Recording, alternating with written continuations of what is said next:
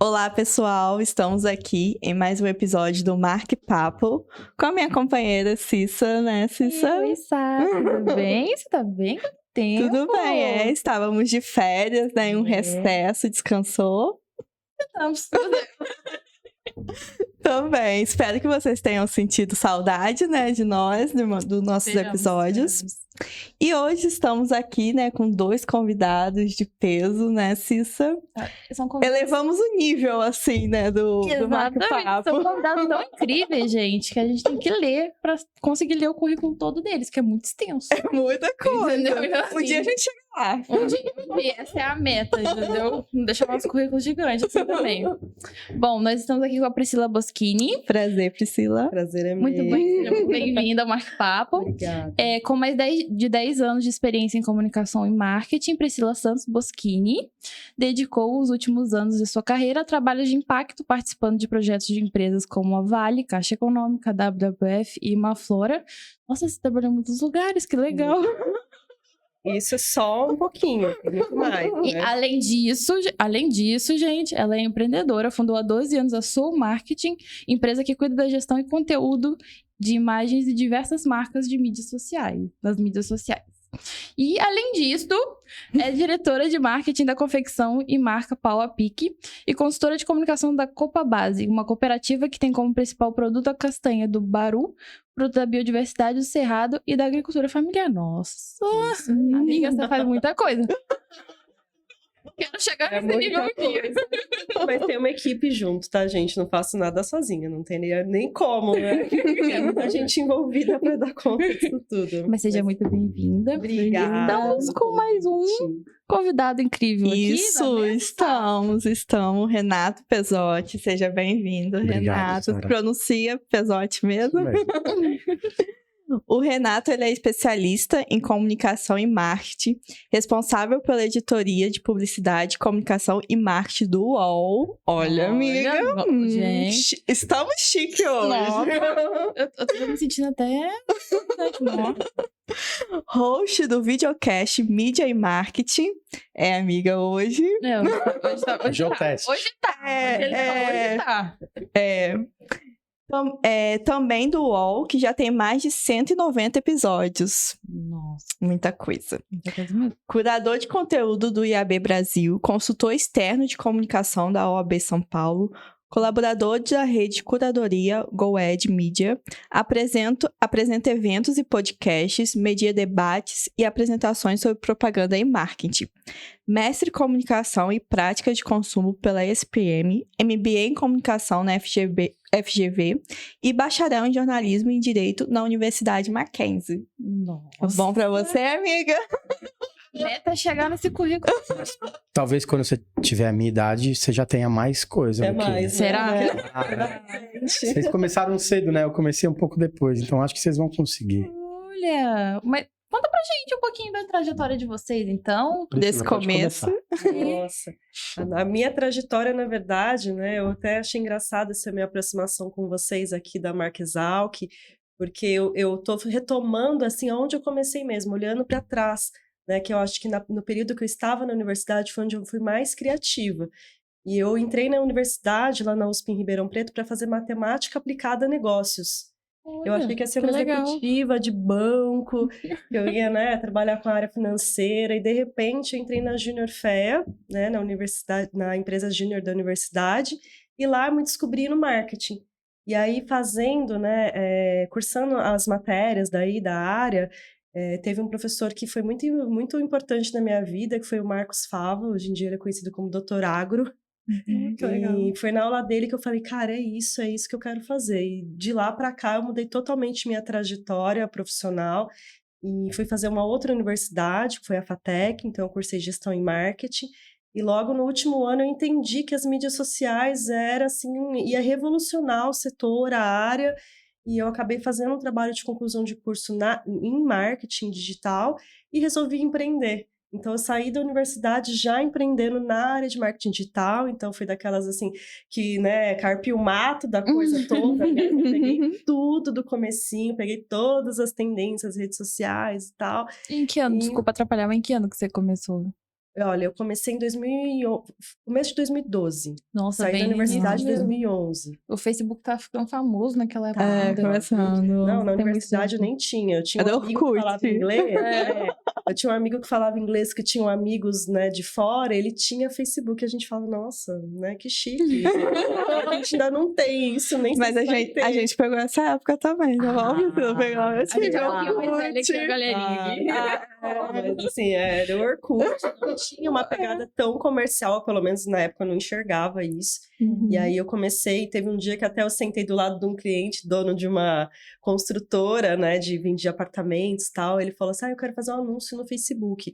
Aí eu sentei e falei, tá, eu trabalhava numa agência de publicidade, sentei, fui lendo o que precisava e fazendo anúncio, porque ninguém nunca tinha feito, eu não sabia nem como se posicionar. E aí a hora que eu vi, falei, cara, olha o retorno que deu, ele gasta, assim, muito dinheiro com outdoor, com isso, com aquilo, e uma publicidadezinha dessa, que sucesso, né? Então fui direcionando a minha carreira para isso. Nossa, que E legal. aí, né, 12 anos depois, ainda estamos aí, trabalhando praticamente com a mesma coisa, sempre se atualizando, mudando, entendendo, né, o mercado, mas basicamente ainda na área. E só uma curiosidade, antes dessa empresa Júnior, né, que você Sim. participou, você já tinha feito alguma coisa mais criativa ou não? Era mesmo de exatas, da matemática ali? Ou você, olhando para trás, você viu que realmente você já tinha um caminho mais criativo e tal? Olhando para trás, super, assim, criativo desde criança, né? Eu era aquela criança que inventava clubinho. Então, eu fazia Que clubinho legal. do prédio, né? Clubinho Toque Mágico, que arrecadava dinheiro entre os apartamentos para fazer melhorias no parquinho. Já Criava tinha ali uma banco. veia. Nossa, que legal. O banco Disney Feliz. Eu tinha um banco, eu tinha Olha. cheque para meus amiguinhos fazer dinheirinho, sabe? Então, eu sempre fui, assim, essa criança meio empreendedora, meio vendedora, meio assim...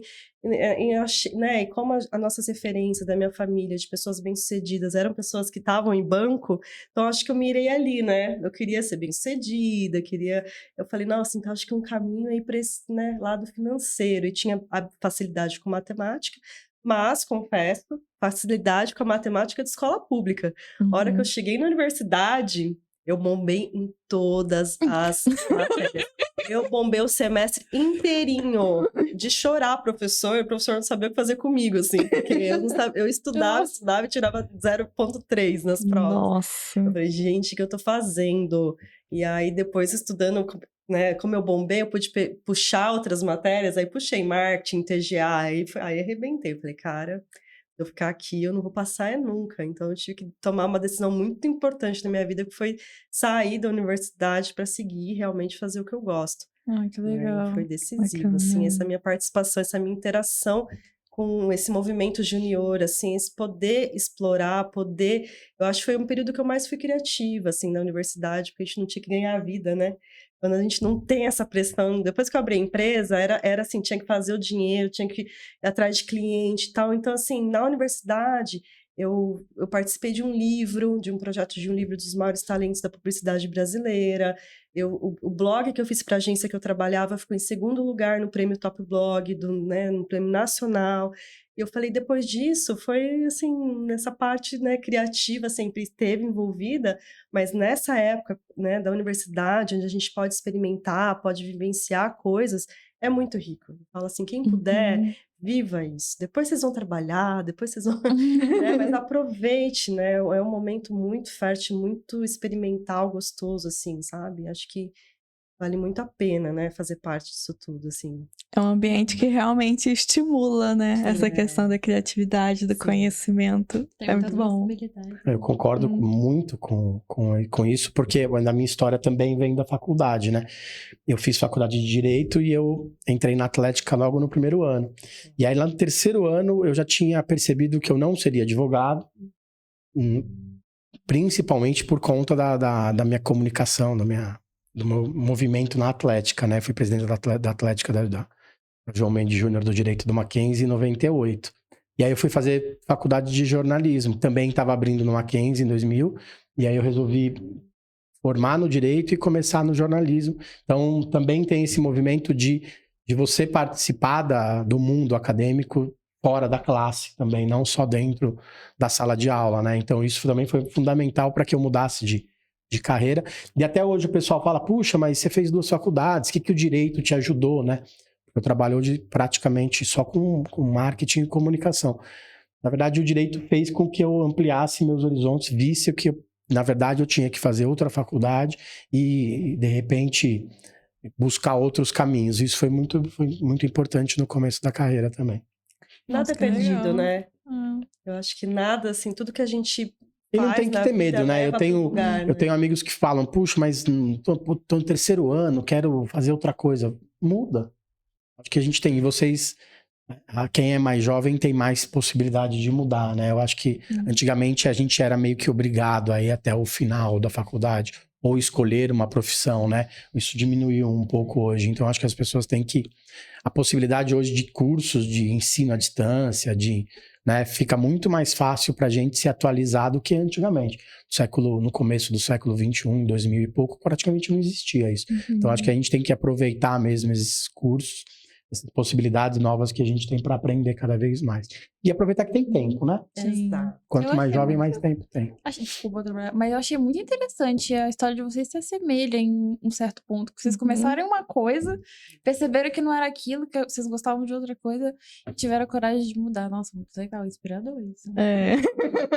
Eu acho legal porque, assim, eu acompanhei, tem alguns amigos, inclusive pessoas da família também, que começaram numa faculdade e depois queriam mudar. Igual você falou, assim, hoje é um pouco mais tranquilo, mas naquela época que eles comentavam, eles, tipo assim, não tiveram essa iniciativa de mudar, de fato, entendeu? E ficaram naquele outro curso e sempre escuto assim, se eu tivesse feito tal coisa, se eu tivesse ido pra tal área. Então, assim, muito legal o que vocês estão falando. Na minha época, o pessoal brinca, né, que a gente que é mais velho fala sempre na minha época. Na minha época era melhor, tá? Na minha época não era melhor nesse caso, né? Porque era bem mais difícil.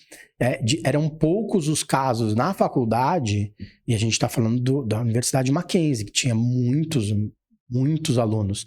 Eram pouquíssimos casos de alunos que saíam de uma graduação e iam para outra, emendavam uma na outra. Então, naquela época era mais difícil mesmo. Hoje não, hoje é mais fácil, você vê com mais frequência, de repente, uma pessoa de 25, 26 anos começando a sua primeira ou a sua segunda faculdade, né? Naquela época, eu com 23 anos fui começar a fazer jornalismo, eu era o tiozão da turma, com 23 anos, porque todo mundo tinha 17, 18 anos. E é novo, era bem né? diferente, né, do que é hoje. Eu acho também fazer ali um recorte de gerações, né? Antigamente as pessoas entravam no emprego e se aposentavam naquele mesmo emprego, né? Hoje a gente já vê pessoas aí, 40 anos, já fazendo uma transição de carreira, alguma coisa nesse sentido. Eu acho que tem uma abertura muito maior, né? Imagina o quanto que é difícil você escolher realmente, entender, né, o mercado, uma profissão para decidir com 16, 17 anos. Se eu for parar para pensar, assim, quase que uma insanidade, né? A pessoa não tem vivência de nada e tem que escolher. Então ela vai ali porque ela tem mais habilidade, facilidade, ou às vezes mira realmente em ter um sucesso. E eu acho que essa questão, né, conforme chega a maturidade, a gente tem um autoconhecimento maior e a gente vê que se a gente não fizer alguma coisa alinhado com o que a gente pode ser potente, sabe, a gente vai estar sempre ali mediano. Então não adianta falar, essa profissão não dá certo, não dá dinheiro. Cara, se for assim, que você tem habilidade de fazer, você vai fazer dar certo, né? Então acho que tem que ter esse autoconhecimento para você fazer algo que você realmente se identifique, né, que você seja grande naquilo, né? Então, assim, quando a gente troca de universidade de forma intencional, a segunda faculdade, pelo menos para mim, assim, eu fiz que nem um foguete, né? Acelerada ali, já sabia muito bem o que eu queria, onde eu queria chegar. Então, na primeira, eu tava assim, curtindo, eu ia pra Atlética, pras festas. A segunda faculdade eu fiz muito, muito focada, né? Eu queria realmente fazer a diferença naquele mercado que eu descobri que eu poderia ser boa. Então, eu tava com outra cabeça ali, né? Eu fui que nem um foguete, assim, né? Fui 5 anos de trabalho, né, com a minha agência, depois que eu abri. Fiz muito sucesso e também adoeci, né? Eu acabei ficando assim, cheguei num patamar que eu achava que era interessante também, aquela coisa, não tinha o autoconhecimento, então eu fui atrás de algo que é sucesso visto por de fora, né? Então eu tinha uma empresa de sucesso, eu andava entre as pessoas, né, importantes lá da minha cidade, e tinha uma boa casa, carro, tudo. Então de fora eu era um super sucesso, mas por dentro eu vi que não era aquilo, Então, assim, além de, né, chegar na universidade, já foi muito difícil, né, abrir mão, né, porque a gente sofre muito ali para entrar no vestibular, passar na universidade, né, não foi fácil para mim, eu só queria da escola pública, então eu tive que fazer cursinho o primeiro ano para aprender e o segundo ano para poder concorrer, né, de igual ali com o pessoal mais de escola particular. Então já foi difícil entrar, então para sair acho que foi mais doloroso ainda. Falar, vou abrir mão disso tudo aqui, foi tenso. E aí nesse momento, imagina, abrir mão de uma empresa de sucesso igual eu tinha lá, rentável e tal, e abrir mão de tudo que era o status, né, que as pessoas viam, foi também doloroso, mas foi a melhor coisa que eu fiz na minha vida. Eu tirei um ano sabático, ia ser 2 anos sabáticos, mas aí no primeiro ano eu já vi que eu me apaixonei pela cidade que eu escolhi morar, que era uma cidade que eu só escolhi para vir descansar, para ter uma qualidade de vida, né? E aí eu falei, cara, não é essa a vida que eu quero ter, e vim morar em Águas de São Pedro, que é vizinha aqui, né, de Piracicaba, e eu tô lá há 7 anos, já, assim, foi um outro ponto, né, de transformação da minha carreira, de fazer esse exercício de autoconhecimento e falar, não, agora eu quero trabalhar dessa forma. É por isso que eu voltei meu trabalho para trabalhos de impacto, e esses projetos foram vindo, uma coisa foi puxando outra, quando você entende, né, e vibra naquilo lá, as coisas vão acontecendo, né, então foi muito importante esse segundo movimento, né, que a gente fala, largar, quando tá jovem eu também falava, eu tenho que fazer esse movimento de largar, de decidir essa mudança, enquanto eu não tenho, sei lá, filho, né, e fazer isso enquanto eu sou jovem, e eu tô aqui agora, né, com 36 anos, fazendo outro movimento, também abrindo mão de trabalhos que eu amo, para olhar para um outro lugar também, fazer esse retorno para essa época que eu era mais criativa, mais produtiva, e tentar cada vez mais ser uma potência na minha área de atuação, né? Então, não tenham medo nunca de fazer esse tipo de mudança. Eu sou a prova viva que sempre valeu a pena, assim, sabe? Espero que essa de agora também valha. E conectar pontos, né? Eu também. Meu primeiro emprego foi num canal de televisão que chamava Rede Mulher. Acho que ninguém lembra. Eu já ouvi falar. Uma memória, assim. E aí de lá eu fui pra AltV, que era uma... É engraçado quando o pessoal brinca da AltV, né? Uma TV que foi fundada em 2001. Era uma TV pra internet. E assim, hoje a gente passou agora pela Olimpíadas, a gente viu o tamanho da audiência, do sucesso da Cazé TV. Sim. E a AltV era exatamente aquilo, só que 20 e poucos anos atrás, quando as pessoas sequer conseguiam assistir vídeos na internet, porque não rodava direito. Então a gente tinha eu trabalhava numa TV para a internet, que era ao vivo 24 horas, ou seja, é bem parecido com a Cazé TV hoje, e era muito à frente do tempo, né? Porque o pessoal não conseguia assistir, né? Porque não tinha internet, era difícil conseguir acessar a rede, ver com uma frequência bem grande. E de lá fui juntando esses pontos, né? De lá fui trabalhar numa assessoria de imprensa, depois fui trabalhar no Meio Mensagem, que é o principal veículo de marketing e publicidade do país. Eu fiquei quase 10 anos no Meio Mensagem. Também passei por todas as etapas lá, né? Saí como editor assistente e fui trabalhar em agência de publicidade depois da Olimpíada também. A Olimpíada tem muito... Eu acho que as pessoas, né, têm essa quebra de paradigmas, né? E às vezes a Olimpíada, para mim, às vezes... Sempre que passa uma Olimpíada acontece alguma coisa legal, né? Isso foi em 2012, foi assim. Quando eu fui trabalhar na Nine, eu trabalhei na agência... Talvez tenha sido uma das principais agências de marketing esportivo do país, né? Eu era assessor de imprensa do Ronaldo, só, né? Eu não dormia, tinha pesadelo. Eu trabalhei um ano... Que tipo de pesadelo? Pesadelo que as pessoas roubavam meu celular para pegar o telefone dele. Meu Deus. Para pegar o número dele. Então era engraçado. Eu passei um ano, assim... Foi o melhor e o pior ano da minha carreira. Por estar muito próximo ao Ronaldo. Na época eu também era assessor de imprensa do Anderson Silva, que estava no auge. Então foi um momento de muito trabalho, assim. E depois eu passei por outras agências de publicidade. Trabalhei em outra empresa de marketing esportivo à Norte. E desde 2018 eu estou no UOL, onde eu cuido Na verdade, é um resumo de toda a minha carreira, né? Eu cuido da editoria de publicidade e marketing. Meio que faço um resumo de tudo que eu trabalhei até hoje. É o que eu cuido lá no UOL hoje. E E como vocês disseram, eu tenho o programa lá que tem 190 episódios, né? Faz quase 4 anos que a gente está no ar. Nossa, E que quase legal.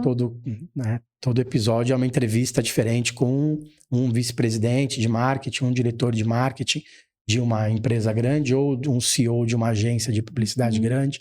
Então, são desafios quinzenais, assim, que a gente tem de entrevistar as pessoas e, às vezes, pegar boas histórias, que é o mais legal. E, no final das contas, fazer conexões, né? A gente que trabalha com marketing sabe que a gente tem que fazer conexões o tempo todo. Isso é importante para a carreira e eu acho que é uma das coisas mais legais, mais bacanas da história toda é fazer essa conexão o tempo todo, tá aberto para novidades e fazer conexões, isso que é o mais legal. E outro ponto também é a questão da constância, né? Porque fazer um programa durante 4 anos, sempre com convidados novos ali, mantendo No começo era semanal, né? E aí eu comecei o programa subindo o sarrafo. Eu falei, bom, já que a gente vai fazer um programa semanal, vamos fazer um programa semanal de verdade. A gente pegou o CMO, o VP de marketing na época da Ambev, que era o Ricardo Dias. A gente pegou o Ariel Grunkraut, que era VP de marketing do Burger King, né? Depois ele chegou até a ser CEO do Burger King. Falei, vamos pegar os principais nomes para a gente ver se a gente consegue seguir nesse caminho. E aí uma pessoa virou para mim e falou assim, você não vai conseguir nunca manter um programa semanal com esses nomes, né? E no final, putz, mas quanto tempo vai durar esse programa, né? Porque assim, tem tanta empresa, e no final a gente tá no programa... A gente tá indo pro programa 200 e a gente repetiu, sei lá, 5 ou 6 empresas só até hoje. Nossa. É um desafio. Só repetiu 2 ou 3 entrevistados. Então, foi bem legal. E, assim, e a ideia de ter entrevistados com nomes relevantes, com empresas relevantes. Então, é muito legal porque... E a gente brinca que faz o programa muito long tail, né? Que é muito peculiar hoje, né? Na época de podcasts, que as pessoas conversam, falam de problemas pontuais, da atualidade e tal. O nosso programa lá é bem uma entrevista mais fria, para que se vocês forem ouvir o programa 15, talvez você não fique tão velho, mesmo tendo sido antes da pandemia. Tem muitas coisas que, então, a gente vê isso no dia a dia de audiência, que às vezes tem alguns programas que bombam, a gente não sabe por quê, às vezes porque o executivo ganhou uma promoção ou mudou de empresa, aí as pessoas acabam indo escutar o programa dele. Então, isso que é legal. Essa constância também é legal para a gente cativar a audiência também. Nossa, muito legal. E eu percebi que vocês comentaram sobre alguns desafios, assim, pegando pontos principais, estar aberto a mudanças, desafios de, cada hora você tá trabalhando com uma coisa diferente e se adaptar àquilo. Tem mais algum outro desafio que vocês falam assim, não, isso aqui é importante a pessoa desenvolver essa habilidade para que ela trabalhe na área de marketing, de comunicação? Olha, a habilidade de mudança é super importante, né? Porque é um mercado em constante evolução, né? E agora, todas essas evoluções são cada vez mais rápidas, né? E também o que está bem rápido é essa pasteurização, né? De profissionais, de conteúdo. Então, acho que mais do que nunca, né? Originalidade, assim, é um desafio para você conseguir se destacar, conseguir, né, sair da curva. Eu acho que quando todo mundo está fazendo alguma coisa, aquilo funciona, tá claro, né? Mas se você não tiver um olhar realmente, né, além, entender o mercado, entender tendência, entender como que o mundo está se movendo, como as pessoas, né, estão se movendo, independente do que é tendência de marketing, de comunicação, você não avança. Então, acho que um desafio hoje, né, acho que mais do que nunca, eu enxergo isso muito mais do que quando eu me formei, do que meus professores falavam, mas você ter consciência de mundo, assim, sabe? É desafiador e é o que vai trazer novidade para sua carreira, né? E eu acho que para mim é um desafio também constante, assim, eu entender isso, encontrar ali a minha identidade mesmo de trabalho, de pessoa, e cada vez mais com consciência do mundo, né? Que eu acho que o marketing, ele sofre às vezes um certo preconceito das pessoas falarem, tá incentivando o consumo, né? Mas a gente não vive plantando no meio do mato, a gente precisa consumir.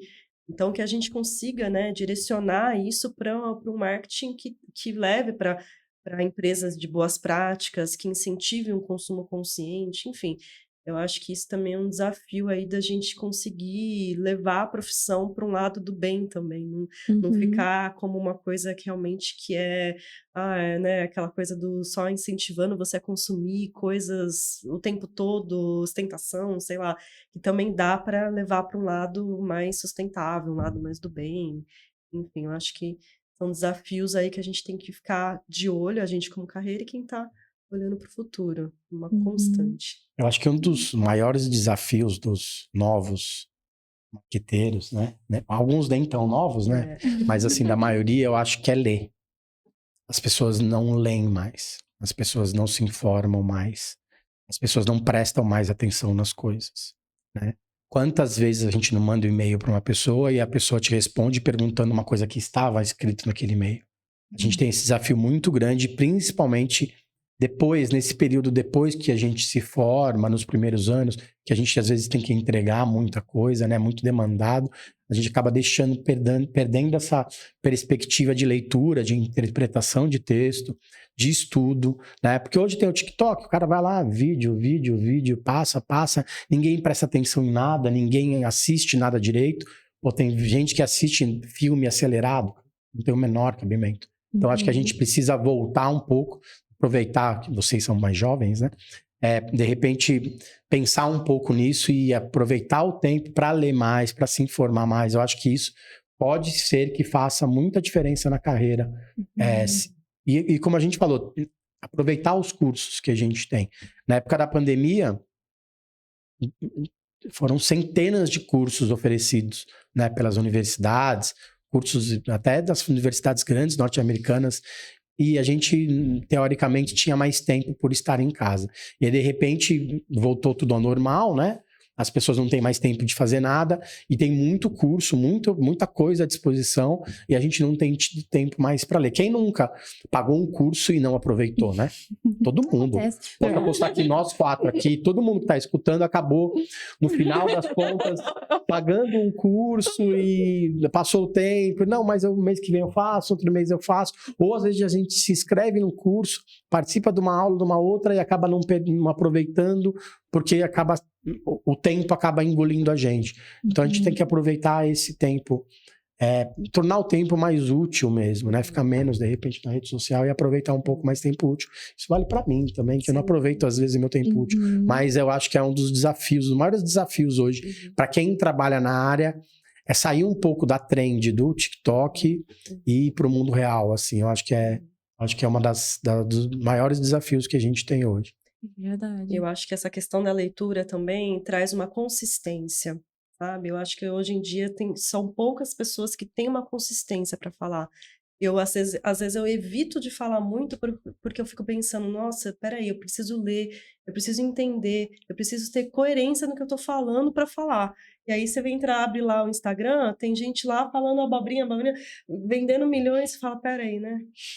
O que está acontecendo com o mundo, né? A gente fica meio assim. Para mim, mesmo que seja esse o modelo de negócio do momento, para mim ainda é muito importante que a gente tenha consistência no que faz, né? Então, assim, abrir mão às vezes, né? Eu falo muito para minhas funcionárias, né? Que trabalham comigo, eu falo assim, às vezes abre mão, estuda, se informa, não sai fazendo, né? Porque elas recebem às vezes uma demanda, já sai fazendo. Eu falo, pensa, quem vai ver isso? Né? É uma senhora, tem que ter uma letra maior, tem que isso, tem que aquilo. E a questão também do e-mail, a gente recebe informação, a gente nem vê, já sai atropelando. E a urgência das respostas, né? Hoje no WhatsApp as pessoas mandam uma mensagem e você fica esperando a resposta, e aí às vezes a pessoa responde, ela nem entendeu direito o que você quis dizer com a pergunta. Essa urgência o tempo todo, que principalmente o WhatsApp trouxe pra gente, é bem prejudicial para a carreira como um todo, e para o marketing também, né? Para os negócios das empresas também. Eu acho que a gente tem que tomar um pouco mais cuidado com o que a gente faz, porque a gente quer tudo o tempo todo, né? O WhatsApp é um aplicativo de mensagens instantâneas, não de respostas, né? Instantâneas. Então a gente tem que tomar cuidado com essa parte mais urgente da vida, que a gente tem que levar as coisas com um pouco mais de calma. E nós, como profissionais de marketing, a gente tem uma responsabilidade com o outro, né? A gente está levando uma mensagem para o outro. Então, se a gente mesmo não se munir, né, desse embasamento, dessa teoria, né, que às vezes é criticada a questão da teoria, Mas o professor Spes até, né, nosso orientador, comenta que nada mais prático do que uma boa teoria.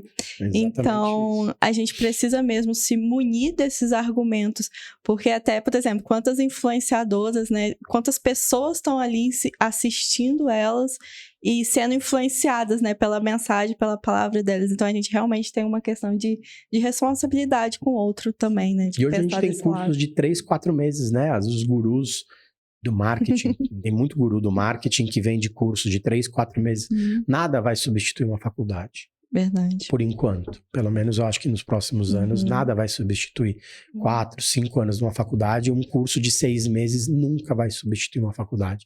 Tudo bem que tem as discussões sobre se precisamos ter todas as disciplinas que temos hoje, se precisamos ter os 4 anos. Há uma discussão muito grande, né?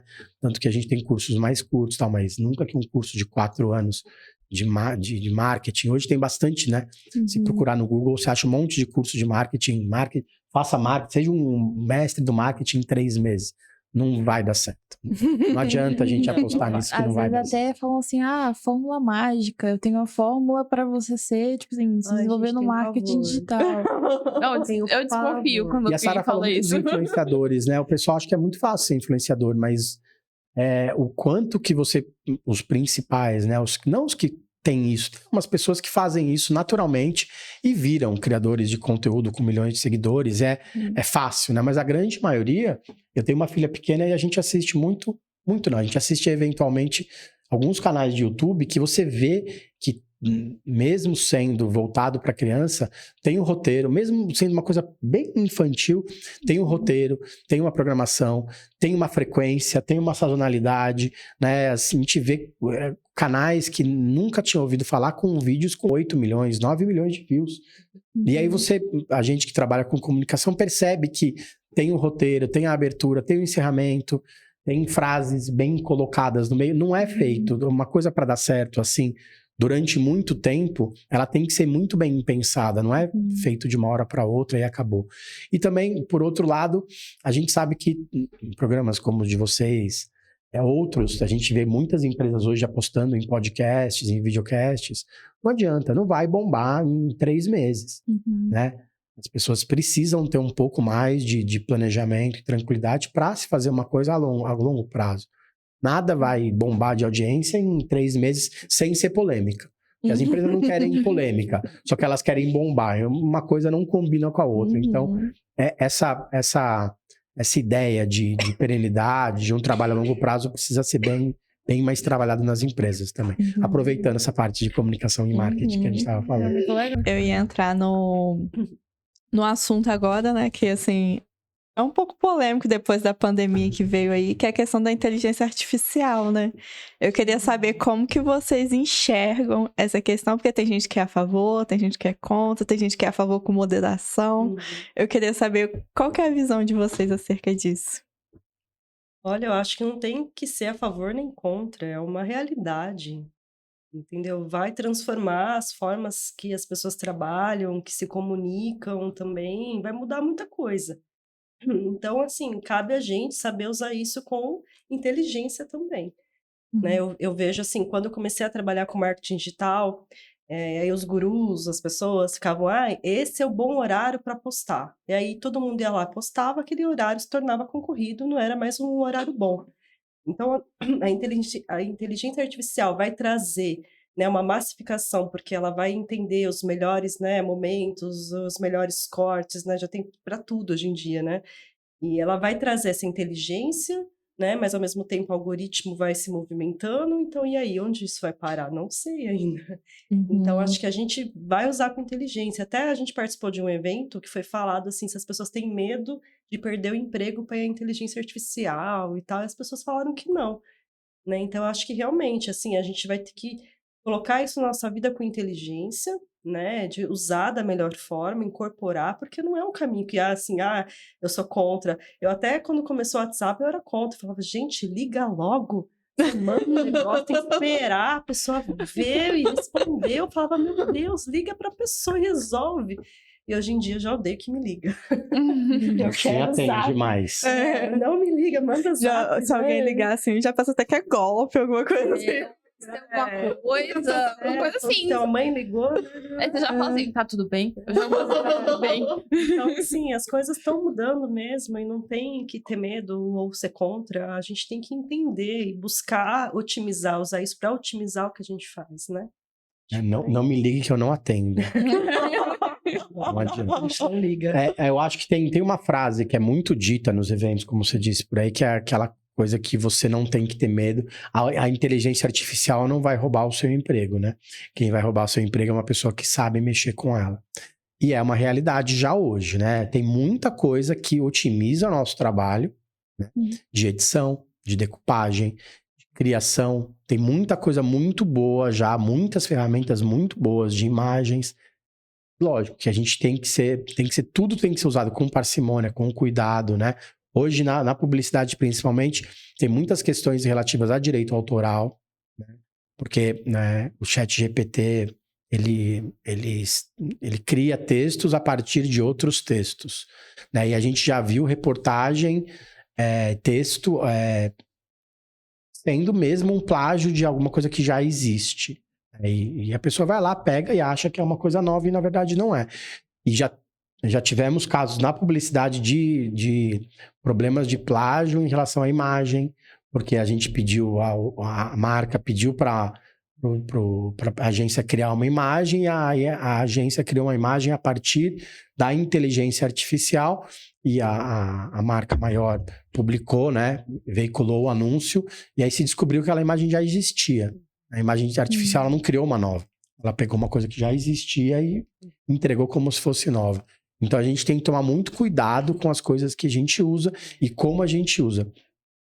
Tem outra questão dentro da publicidade hoje, que já é discutida em muitos pontos, é a utilização de dados sensíveis das empresas dentro das agências de publicidade, e que esses dados sejam imputados nas plataformas, nas ferramentas de inteligência artificial. Isso é proibido em muitas das empresas, né? Então, já tem muitas policies, muitos contratos que vedam a utilização de inteligência artificial, porque aqueles dados sigilosos da empresa, que são usados, de repente, para uma concorrência, para uma análise de mercado, não podem ser colocados nas ferramentas de inteligência artificial, porque a gente não sabe o que vai ser feito com aquilo. Então, a gente tem que saber usar, tem que medir direitinho. Lógico, tem muita coisa boa, né? Não tem jeito, como a Pri falou, já tem que fazer, tem que usar, mas a gente tem que saber meio que medir, mensurar o que pode ser feito e até que ponto pode ser feito ou não. Isso não tem jeito. Legal. E eu queria que vocês mencionaram sobre inteligência artificial, sobre análise de dados, que são tendências hoje no marketing, na comunicação em geral. Tem outras tendências que vocês enxergam como pontos que são importantes para que os futuros profissionais saibam como mexer, saibam como lidar, como executar da melhor forma? Tem alguma outra tendência que vocês pontuariam? Eu acho que quando eu comecei a faculdade, de novo, né? Na minha época. A gente até... Recentemente, um amigo comentou comigo que era engraçado, né? Porque antigamente tinha faculdade de rádio e TV. Ainda tem faculdade de rádio e TV. E hoje não existe mais rádio e TV, né? As faculdades, os nomes das faculdades foram mudando. As grades curriculares nem tanto, mas os nomes das faculdades foram mudando. E aí, por exemplo, o PSEG vai lançar ano que vem um curso presencial de negócios digitais. Eu acho que são coisas interessantes, são pontos de vista interessantes para mudar essa percepção também do que de como a gente se informa, de como a gente se atualiza. Porque a gente tem que prestar atenção no que o mercado está fazendo. Eu acho que essa questão de utilização de dados. Hoje, há algum tempo se discute se dados aliam de alguma forma a criatividade, aquela coisa toda de publicitário, né?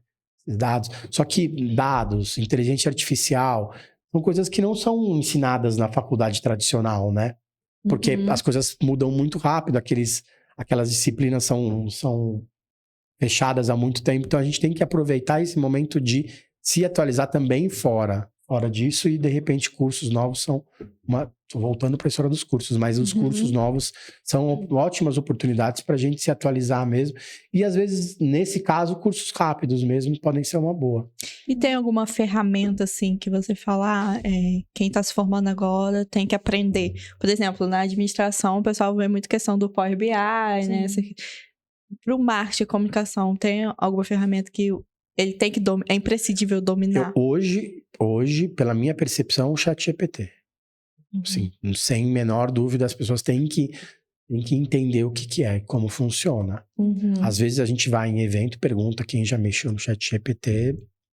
É muito pouco o número, porque as pessoas falam muito, mas usam pouco. Eu acho que é uma ferramenta muito boa para quem trabalha com marketing, para fazer resumo, para destacar ponto, para pegar melhores partes de uma entrevista, de um bate-papo, para refazer título. Muito legal, porque às vezes você vai lá no título, me dê 3 títulos parecidos com esse. E às vezes o título dele fica melhor que o nosso. Então, assim, é até chato a gente falar, faça, veja, porque tem muita gente que faz, mas eu acho que vale a pena a gente... E são muitas novidades, né? Toda semana tem uma novidade, né? Então, eu acho que é legal a gente sempre se atualizar, porque também tem essa. Você acha que você está sabendo, até a semana que vem aparecer uma pessoa que sabe mais que você. Exato. Então, principalmente em algumas ferramentas de imagem e de texto, tem que estar por dentro das novidades mesmo. Eu super concordo. Coloco também uma ferramenta que está bem interessante, que une já, traz um pouquinho até do ChatGPT para quem trabalha com marketing digital também, que é o Canva. Mas ao mesmo tempo, né, eu falo assim, não se prendam a ferramentas, se prendam assim realmente à utilização delas, né? Eu vejo que quando eu comecei, até por uma falta de maturidade, quando alguém falava, você já viu tal ferramenta? Eu ficava assim, mortificada de eu ser da área e ainda não conhecer a bendita da ferramenta que meu cliente falou para mim, eu ficava muito mal. E hoje em dia é isso, é toda hora lançando, entendeu? Novidade e tal. Então, não se prendam a ferramentas. É importante a gente conhecer, a gente entender, mas é mais importante essa coerência mesmo. Até para usar um ChatGPT, você tem que saber como perguntar para ter bom resultado, assim, sabe? Então, entender realmente como funciona, né? Mas não se prender. Se prender, eu acho que é importante a gente voltar para essa coisa, assim, de fazer um trabalho com coerência, independente da ferramenta. Eu vejo rede social, né? O Facebook, Instagram, qualquer rede social como ferramentas. Elas vão mudando, elas vão, né? Vai surgindo novas, a gente vai ter que ir entendendo, se adaptando. E cabe aos grandes profissionais olharem para isso e criarem coisas novas, né? Acho que aí está o diferencial, né? Vai todo mundo usar. E quem vai estar olhando para onde que dá para criar coisas, onde dá para facilitar alguma coisa, trazer uma solução. Eu acho que esse olhar além é que vai tornar grandes profissionais, né? Não só usuários. E não pode ter vergonha, né? Porque a gente não consegue mais entender de alguma coisa, entender mais de alguma coisa do que alguém. A gente não pode ter vergonha de conversar, de tentar buscar uma pessoa que entenda melhor que a gente, de ouvir o que essa pessoa está falando e aprender. Eu acho que um dos principais pontos é esse. A gente não vai conseguir entender das novas ferramentas mais do que algumas pessoas. Então, a gente tem que ter isso sempre em mente. Eu acho que o tempo todo o marketing está se renovando e às vezes voltando, né? Por exemplo, agora com as Olimpíadas, o olhar das pessoas se voltaram para a TV, né? Então teve essa retomada. O Nubank também, né? Que foi um banco que nasceu no digital, colocou lá a propaganda no Jornal Nacional. Então, o tempo todo o marketing está se renovando, né? E eu queria saber de vocês essa questão, como vocês veem o equilíbrio, né? Porque a gente hoje fala muito em marketing digital, mas essas mídias tradicionais caminham também ali. Como que é a percepção de vocês em relação a isso? Olha, eu acho que todas têm a sua função, senão não existiriam, né? Eu acho que eu vi até recentemente o caso da Carmed, que fazem aqueles protetores labiais, e o diretor, né, que acho que fechou quase R$ 1 bilhão, assim, de venda, falou, cara, vocês não têm noção do poder que é a TV, né? De inserir um produto ali no contexto na TV, numa novela, num programa que está acontecendo. Isso mudou também, né? Antes, assim, o valor do merchan ali, do comercial era maior. Hoje em dia, os comerciais mais eficazes estão entrando também dentro da novela, né? Dentro do programa, o cara tá usando, tá fazendo. Então já mudou um pouquinho também. Mas eu acho que dá para unir os dois, que para algumas coisas uma coisa vai funcionar melhor, outra coisa vai funcionar melhor, né? Então, públicos às vezes um pouco mais velhos, né? Minha avó, ela nem chega perto do celular, mas ela não perde o da Atena, né? Tá sempre lá, Agora perde, firme, né? forte. Ah, não tem mais? A Datena tá fora porque ela é meu candidato, Deus, né? olha Então, só. esses meses ela tá só... Sai esses dela, meses ela tá só- Ela tem o padre lá, tá tudo certo. Mas usando o gancho que a Pri falou, eu tenho, fazendo o jabazinho, né? Tem uma entrevista minha com a Carla Filmanas, que é VP do Grupo CIMED, né? Que produz o Carmed. Então, tem bastante coisa legal na entrevista que ela fala sobre esse poder da TV hoje, né? Que eles patrocinam alguns programas do Luciano Huck e eles mensuram na hora a quantidade de vendas, assim, é impressionante. Há alguns meses eu entrevistei a Iona Kochen, que é VP de marketing da Nestlé. Nestlé é a maior empresa de indústria de alimentos do mundo, né? Eles têm mais de 100 marcas, inclusive aqui no Brasil. E ela falou que hoje eles já estão no 60-40, no tradicional, no offline para online, né? Hoje a gente coloca a TV impresso como offline, né? Apesar de não ser tão mais offline, a gente coloca a TV como offline. E o digital está 40%, subiu bastante. Ela acha que essa equalização 60 e 40 vai ficar mais alguns anos, né? Apesar de que a gente sabe que o digital hoje, os anúncios no digital hoje, os investimentos publicitários no meio digital já são muito maiores do que no offline, né? E também tem hoje, cada momento se mescla muito mais, né? A gente tem TV, o Renato Camargo, que tô fazendo um wrap-up do meu programa. Claro, de algumas coisas. O Renato Camargo, eu fiz uma apresentação recentemente com trechos do programa, assim, ficou bem legal. O Renato Camargo, que é VP de marketing da farmácia da Pague Menos, né, que é uma das maiores do Brasil, é muito grande, principalmente no Nordeste, ele falou que eles fizeram uma ação de merchandising no BBB, né, junto com Rexona, da Unilever, no show da Anitta, né, eles se prepararam para vender desodorante. Né, eles colocaram um QR Code na tela, e diz que explodiu de vendas, o site quase saiu do ar, foi desesperador. E as pessoas, assim, não compram desodorante de impulso, né? Então, eles não tinham essa preocupação de ter que entregar na hora. Né? Então, eles entregaram ao longo de 3, 5 dias, as pessoas compraram 5, 7, 10 desodorantes numa noite, em casa, com o QR Code direto na tela. Então, a mistura do digital com o offline, né, que é a TV, teoricamente, com o online cada vez maior. E também tem o digital out of home hoje, né? A mídia exterior tradicional de antigamente, que eram os outdoors que tinham pela cidade, hoje se transformaram em telas dinâmicas e que dão acesso às pessoas que vão lá, então no ponto de ônibus, a pessoa realmente compra. A gente acha, puxa, mas será que as pessoas compram? Compram, as pessoas veem um anúncio hoje, né? Hoje dá para acontecer isso, a pessoa entra, tá lá esperando o ônibus, ela vê um anúncio, às vezes no ponto de ônibus, ela entra naquele QR Code e ela faz uma compra. Que ela tá ali esperando, né? É o momento da não interrupção. A gente não tá interrompendo a pessoa. Ele está esperando o ônibus. Então, o anúncio certo vem no momento certo para a pessoa que está precisando. E com o aumento do número da quantidade de dados que a gente tem, demográficos das pessoas que passam naquele ponto, que estão naquele momento, né? Isso tem aumentado muito, né? Eu fiz um programa do IAB, né? A entidade de internet. Eu gravei um programa com o Alexandre Guerreiro, que é CEO da Eletromídia, que é uma das maiores empresas de alto home do mundo, e ele diz claramente que hoje a quantidade de vendas e possibilidades que o out of home deu para as marcas aumentou muito, principalmente por causa dessa parte do digital, da velocidade com que as pessoas conseguem mudar os anúncios.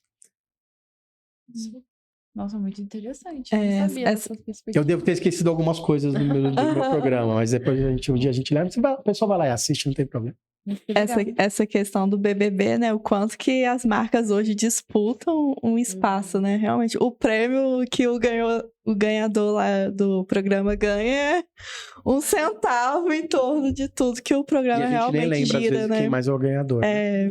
Mas às vezes lembra da marca. Exatamente. Nossa, mas é uma jogada de marketing muito interessante essa questão de patrocinar os programas. E o que você falou sobre entrar dentro, igual a novela e tal, realmente tem muito essa questão. Você percebe, tipo, o personagem tal usa tal coisa. Aí, mãe, pai, compra pra mim o negócio do personagem tal, entendeu? E sempre, tipo, vem Há alguns bastante. anos a Casas Bahia lançou dentro das lojas físicas um setor que chamava, um programa que chamava Casa de Novela. Ela repetia exatamente a cenografia de uma sala, de um quarto, de alguma parte da novela dentro da loja para as pessoas poderem comprar exatamente a mesma coisa que a pessoa Olha. tinha lá. Fala assim, eu gostei muito daquele abajur. Então, dentro da Casas Bahia você podia tanto comprar online, mas a pessoa via na loja e comprava aquele abajur. É muito interessante. E se for ver, a influência nasceu muito disso, assim, dessa coisa de inserir o produto ali no contexto do dia a dia dela, né? Então, assim, no começo, né, quando começaram as influencers digitais, elas simplesmente, assim, estavam usando lá e mostrando, não é tão comercial como se tornou, né? Hoje em dia tem as publizonas, né? Mas no começo era muito de colocar ali no contexto de vida dela e parecer um pouco mais natural, que era aquela propaganda ser tão propaganda, então a pessoa tinha uma audiência, tinha uma relevância e ela usa o seu produto. Né? Então, assim, era tipo inspirar, né? E agora, né, mudou, ainda tem, né? Mas mudou um pouquinho, porque a gente já entende como essa roda gira aí. A Então, lógica por trás, né? A própria hoje em dia Boca a gente Rosa, sabe. né, no BBB, ela tinha todos os produtos, os scripts que ela fazia ali, e as pessoas, né, viam que davam resultado, né, na maquiagem e compravam, né, Sim. de inserir o A produto Manu mesmo. Gavassi também fazia isso. Ela verdade. deixou os scripts prontos para todos os possíveis dias e Temos cada hora era apaixonados uma pelo coisa. BBB. Pode assumir. A gente gosta de entender as A estratégias de lógica, marketing. Mas Eu não tenho que assisto. assistir, não tenho jeito. Eu sou obrigado. Mas da Manu Gavassi eu assisti, mas aí eu parei. Existem alguns programas que eu tenho que assistir, não tem jeito. Quais? O BBB é um deles. Tá, por quê? BBB Vamos lá, assim, só Porque pra você explicar. eu tenho que publicar matérias sobre algumas ações de marketing que acontecem, tanto as que dão certo como as que dão errado, né? As que dão errado dão mais audiência, as que dão certo virão cases, mas e o BBB é uma fábrica, né, de ações de marketing, e é engraçado porque as pessoas sempre perguntam, puxa, mas pô, você patrocina o BBB, né, e aí a sua marca tá lá numa prova, as marcas realmente não sabem qual vai ser a prova que vai acontecer. Não sabe. Elas ficam sabendo junto com o público, né, isso é uma discussão muito grande se tem hoje dentro do departamento comercial da Globo, porque a maioria delas não tem a menor ideia do que vai acontecer, descobre na hora. Então, por isso mesmo que as marcas montam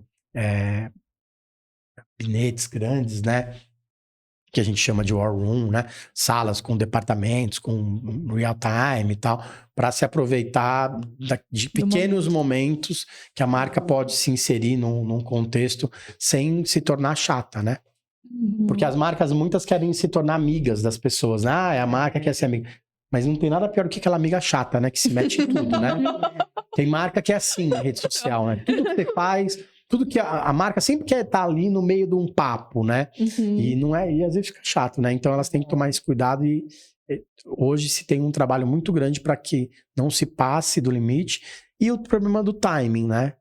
Não dá para o diretor, vice-presidente, todo mundo aprovar um post, ou um reply, uma resposta. Então, todo mundo tem que entender muito bem como a marca, o tom de voz da marca, para que isso seja feito de forma orgânica, de forma simples e que seja rápido, porque se perder o timing já era, né? Legal. Vocês já repararam, assim, também como que, né, o Big Brother, ele representa muito bem como a sociedade está se movendo, assim, até para quem as pessoas torcem ou polarizam, né? Mesmo quando o Brasil estava polarizado politicamente, né, as pessoas que estavam no Big Brother também tinham ali meio que quase na mesma tom ali de rivalidade, né? E aquele público que gostava de um político ia mais para um candidato no Big Brother, né? Ia mais para um concorrente, o outro público para outro, então reflete um pouquinho, né? Até essa valorização do mais simples, não, a valorização de quem é mais ético, então tudo isso também molda um pouquinho de como a sociedade está sendo refletida ali, né? Numa parcela ali, você consegue entender mais ou menos. Do ponto de vista comercial, né, é uma super oportunidade também entender, olhar isso com outro olhar mesmo, assim, de que o público, para onde está indo ali, né? Como que essas pessoas estão valorizando, o que elas estão valorizando, enxergando naquelas pessoas, né? Que de repente é meu consumidor ali que tem esse valor, né? Então é interessante. Eu sempre gostei de olhar assim também. Fora as ações são realmente, às vezes são bem legais, outras são mais bobinhas, mas tem impacto, gente, não tem o que fazer, né? São 20 quantos? 24 anos já? E a Nossa, coisa ainda tempo. é assunto, né? Pra caramba. Você abre, eu nem assisto, mas abre Instagram assim, já tem um monte de coisa. Eu fico Só. curiosa. Aí eu vou lá e vou entender por que gostam tanto dessa pessoa e não daquela, o que aconteceu, né? A gente trabalha comunicação. Eu tenho uma crítica a algumas pessoas que eventualmente que a gente vê falar, não vejo televisão aberta. Desculpa, se você trabalha com comunicação e marketing, você tem que ver televisão, tem que ver TV aberta. Não adianta. Não, porque eu odeio. Desculpa, tem que saber do que está acontecendo. Não tem como você falar, trabalho com marketing, não me importa. Trabalho com marketing, tecnologia, não sei do. Você tem que estar por dentro das coisas. Não adianta falar, não gosta de uma emissora, não gosta de ver programa, não tem problema, mas não é preciso assistir tudo, mas não adianta falar que não assiste. Eu acho que até é ruim, né?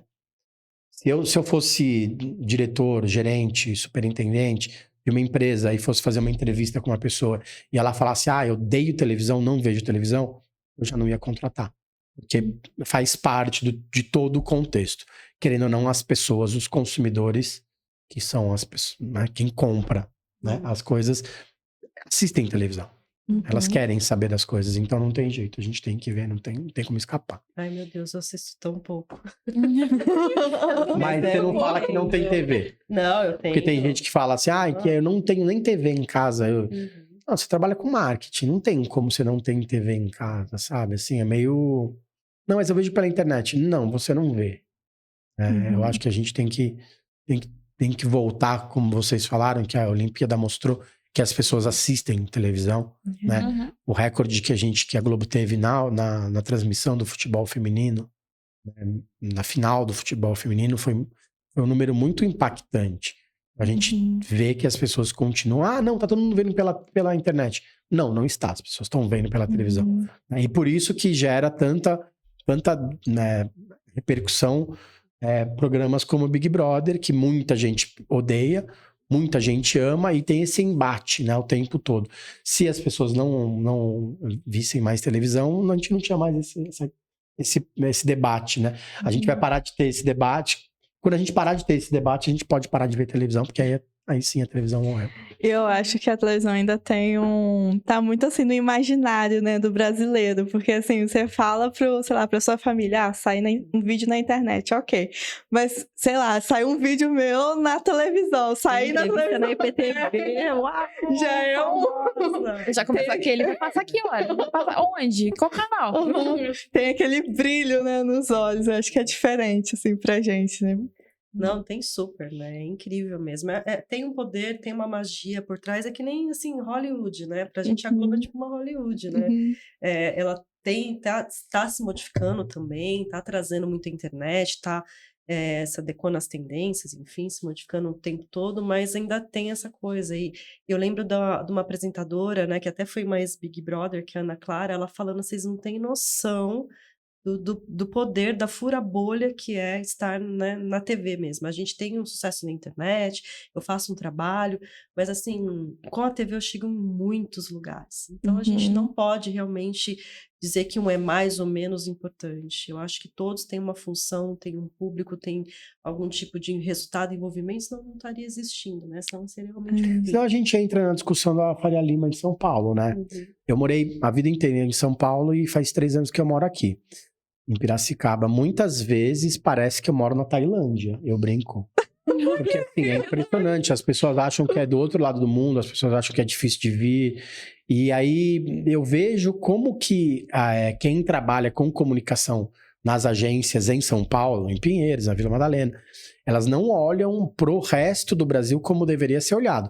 Isso que a gente está a 160 quilômetros da capital. E elas já não olham para cá. Eu fico imaginando os estados do norte, do nordeste. Não estamos fazendo. Não estão olhando. A gente vê poucas iniciativas reais, de repente, para o Centro-Oeste, Mato Grosso do Sul, interior de São Paulo. Sabe assim, é um desperdício muito grande. E eu sempre falo isso os meus entrevistados. Eu sempre faço questão de falar que eu moro em Piracicaba, para também eles começarem a olhar com... E é engraçado que a gente fala que pra pessoa que é Piracicaba, e vira e mexe, não, eu achei que era Sorocaba. Assim, é pra gente ter... mas é pra gente ter um parâmetro de como as pessoas lá na Vila Madalena, elas perdem essa percepção do que é o quê. Piracicaba e Sorocaba são cidades que não são tão perto, não são do mesmo tamanho, né? Sorocaba tem mais de 1 milhão de pessoas, é mais do que o dobro de Piracicaba. E assim, elas não têm quase nada a ver uma coisa com a outra. E mesmo assim, as pessoas... Essa semana mesmo eu falei com um amigo, ele falou, eu achei que fosse Jundiaí. Cara, é assim... Nada a ver, ele acha que é... Então, é isso que eu falo, as pessoas, elas olham pro interior, elas acham que é tudo a mesma coisa. E a gente sabe que é muito diferente. Então, a gente tem que tomar esse cuidado também. Acho que quem se forma aqui, quem trabalha com marketing, os egressos da Marquesal, que ouvem o programa, que assistem o programa, eles sabem, eles vão trabalhar com outras marcas e aí eles começam a perceber isso. E, trabalha com o pessoal do interior, não, acho que é tudo igual, né? Acho que o mineiro é igual ao gaúcho, que o paulista é igual ao carioca. Não é assim, a gente tem que saber diferenciar bem as culturas. Tem muita marca que fala do Brasil, de todos os Brasis, não sei o quê, mas tem bastante coisa diferente e as empresas não lidam diferente. Elas lidam São Paulo, Rio de Janeiro e o resto do mundo, né? Por isso que eu brinco com a Tailândia, porque às vezes parece que é exatamente isso. Outro desafio, assim, é ter cultura, sabe? Entender e ouvir. Eu vejo muito, né, a gente às vezes numa afobação também no imediatismo de entregar uma campanha, ou a gente vai fazer uma ação que é para os povos da Amazônia, e a gente faz na maior boa intenção, mas aquilo não tem o menor impacto para eles. Então, assim, a gente tem que aprender, né, você quer ter um impacto, fazer um trabalho que conecte, você tem que entender realmente as pessoas, ter cultura, ter consciência, às vezes, de classe, entender o social, o que está movendo o mundo nesse sentido, né? Como se posicionar. Enfim, eu acho que esses desafios também culturais, sociais, são, assim, quem conseguir entender, quem conseguir respeitar algumas coisas, eu acho que também está à frente, né? Uma curiosidade, já participou de vários projetos, né? Com a WWF, a Caixa, Vale, Mafloda. Você já participou de algum projeto que você teve um choque, assim, cultural, uma coisa muito diferente da sua realidade? Tanto como pessoa, como profissional, e você teve que lidar, assim, com esse desafio? Sim, acho que quase todos, né? O projeto que eu fiz com a Caixa, ele foi porque na pandemia os projetos de impacto de impacto social, eles eram feitos presencialmente, veio a pandemia e agora? Como é que a gente continua atuando com as comunidades que moravam em Minha Casa Minha Vida, assim, pessoas mais humildes? Como é que a gente impacta essas pessoas e leva todo esse trabalho que a gente precisa de forma digital? Então, foi muitos aprendizados. A gente sai de um lugar quase Faria Limer, né, de privilégio e vai vendo, assim, se a gente não ouve essas pessoas, se a gente não entende eles, a gente não conecta, a gente não cria um trabalho legal, sabe? E até eu fui dar uma aula presencial depois que a pandemia, né, passou, assim, eu fui dar uma aula presencial e era assim, tráfico de drogas rolando, teve uma hora que todo mundo teve que ir pro chão, porque chegou polícia, e, né, e a gente teve que aprender, se adaptar, entender como que era a realidade deles para levar uma aula ou ensiná-los a abrir um negócio de comunicação ali para a comunidade deles que realmente tivesse um impacto, né? Eu ensinar as pessoas a como criar um produto, ou comercializar, usar aquela praça online que a gente criou para trabalhar, né? Então esse sim foi bem diferente. E o outro foi assim, quando eu entrei numa Flora, né? Eu conheci uma Flora e falei, gente, essa instituição do lado da minha casa, né? Eu preciso conhecer, fazer parte de algum jeito. E aí eu entrei para atuar numa área que eu não fazia ideia que existia, assim, a área florestal, manejo florestal, eram assuntos que eu não conhecia, eu tive que aprender mesmo, e hoje eu sou a maior defensora da floresta, né? E entendo essas questões profundamente e vejo o quanto, né? Igual a minha última agenda estava diretamente trabalhando para o Serviço Florestal Brasileiro na área de concessões florestais, né? Então imagina, ao invés da gente criar ações, não sei o que, eu tinha que criar materiais de sensibilização, né, para as pessoas entenderem, porque passa por quando você fala concessão, rola um preconceito. E aí você usar a comunicação para quebrar paradigmas, para levar um material que sensibilize, porque no fundo, né, até quem fala que não quer concessão florestal tem um objetivo em comum, que é preservar a Amazônia. Preservar não, conservar, que tem uma diferença também de, né, preservar é manter meio que intacta, e conservar é conservar a floresta em pé, mas dar uma destinação econômica viável para ela. Colocar, né, seja extrativista, pode ser de madeira, porque até tinha um projeto que era a Arquitetura do Amanhã, onde a gente incentivava os arquitetos a usarem a madeira nativa da Amazônia em suas construções, em suas, né, criações, que isso ajudava, porque uma vez que a pessoa compra madeira de origem ética, responsável, ela está ajudando a floresta, porque aí aquela área ela se sustenta. Então, uma área de um campo de futebol, você tira 4 árvores somente, árvores de um tamanho específico.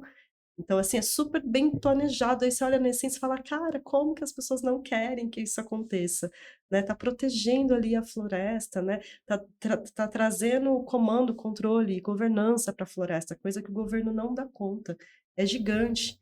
Então, assim, tudo eu tive que, às vezes, entender, me aprofundar para fazer um trabalho com consistência, muito estudo. Então, eu falo assim, eu tenho uma curva de aprendizagem, né, para trabalhar em qualquer área, para conseguir trazer uma consistência mesmo para o meu trabalho. Então, tudo é muito... A gente tem que... Né, são muitos desafios e a gente tem que se aprofundar para fazer alguma coisa que realmente gere impacto. E essa é uma preocupação genuína minha em tudo que eu faço. Deixa eu parar, entender o que está acontecendo, quem que está envolvido, para a gente conseguir fazer uma comunicação, uma ação que realmente funcione, com resultado. E não tem como não se envolver, né? Já, né? Não, é incrível, gente. Assim, é uma coisa que uma vez que você começa né, entrar nessa área mais de impacto socioambiental, pelo menos para mim, não sei se para todos, eu acho que se fosse alguns anos atrás eu falaria, nem ligo, sei lá, quero ser sucesso, né? Tava em outra perspectiva, mas hoje em dia, conforme a gente vai entendendo e se aprofundando, é quase que um chamado mesmo. Uhum. Você fala, meu, por que que eu vou fazer isso se não é bom para as pessoas, né? Por que que eu vou trabalhar nessa empresa se ela desrespeita, né? Até restaurante, eu parei disso, eu vejo o dono desrespeitando as pessoas que trabalham ali. Para mim não faz sentido isso, para quê? Sabe? Por que que a gente não pode viver bem, né? Cuidando das pessoas, cuidando do meio ambiente? Então, para mim, hoje, qualquer trabalho que importa é esse trabalho que tem esse olhar para a natureza, para as pessoas, para o planeta. Senão, para mim, para quê? Né? Uhum. Aí você falou uma coisa muito interessante sobre entender para quem você está falando, para quem você está comunicando, a forma de comunicar, porque, igual você falou, na Amazônia, eu preciso fazer um projeto que chegue até eles e que realmente tenha algum impacto. Então, assim, isso é muito interessante. E vai muito em torno do que vocês estavam falando sobre entender o mercado, entender o público, entender para poder estruturar campanhas efetivas. Eu fiquei, tipo assim, curiosa sobre uma questão que você falou, sobre a necessidade de assistir televisão. E aí, quais programas que você falaria assim, não, uma pessoa que quer trabalhar no marketing, ela tem que assistir pelo menos isso para entender? Boa pergunta. Não tenho a resposta. Pequenas empresas grandes negócios. Eu era uma criança que assistia isso. Globo Rural domingo de manhã. Né? Depois veio o Globo Rural. Né? Eu acordava cedinho pra cama da minha mãe assistir Pequenas Empresas Grandes Negócios. Sem defender a classe, eu acho que as pessoas têm que ver notícia. Porque se você parar para pensar, existe uma equipe grande fazendo uma curadoria do que é relevante para o público. A gente tem que entender como funciona o jornalismo, como que isso vai ser levado para as pessoas. Tudo ali tem um porquê. Eu acho que é interessante a gente entender como funciona o jornalismo. Acho que muitos dos executivos e executivas que trabalham com marketing hoje não entendem como funciona o jornalismo. Isso acaba emburrecendo as pessoas porque elas acham que elas não precisam entender. Eu acho que os jornais, de uma forma geral, as pessoas precisam assistir, com certeza. E como a gente estava falando, o Big Brother não precisa ser amante, mas eu acho que quem trabalha com marketing precisa entender o que está acontecendo, quais são as tendências nos realities como um todo. A gente está falando de Big Brother, que é o que tem a maior audiência, mas tem a Fazenda, tem o Estrela da Casa, que estreou agora na Globo, tem alguns programas que fazem sucesso, são sucesso comercial, né? O Estrela da Casa estreou com todas as cotas de patrocínio vendidas, que é uma coisa meio nova. Então a gente tem que entender como funciona. E também perceber quando tem novidades comerciais que podem ser aplicadas de uma forma ou outra no seu mercado, né? Porque são tamanhos diferentes, mas existem novidades que podem ser aplicadas no mercado. Eu lembro que antigamente nunca se imaginou que poderia se fazer um merchandising do iFood no meio de um jogo de futebol, né? E começou a se fazer, o narrador vai lá e fala do iFood, às vezes faz um pedido no começo do jogo, o pedido chega no intervalo, tem umas coisas, você pode levar isso para o seu mercado, não precisa ser um iFood, não precisa ser na Globo, mas você pode fazer isso com o time da sua cidade, de repente, e vai, lógico, o público é muito menor, mas pode alcançar um número bacana de torcedores ou fãs ou apaixonados pelo esporte que estão lá assistindo, que isso vai gerar reconhecimento de marca. Eu acho que é isso que é muito bacana hoje em dia. E pelo que vocês estavam falando, assim, eu tô conseguindo montar na minha cabeça um tripé do marketing. Vamos lá, dar uma de guru agora. Então, vocês falaram muito sobre conhecimento, buscar conhecimento tanto por notícia quanto das teorias, buscar um conhecimento mais profundo.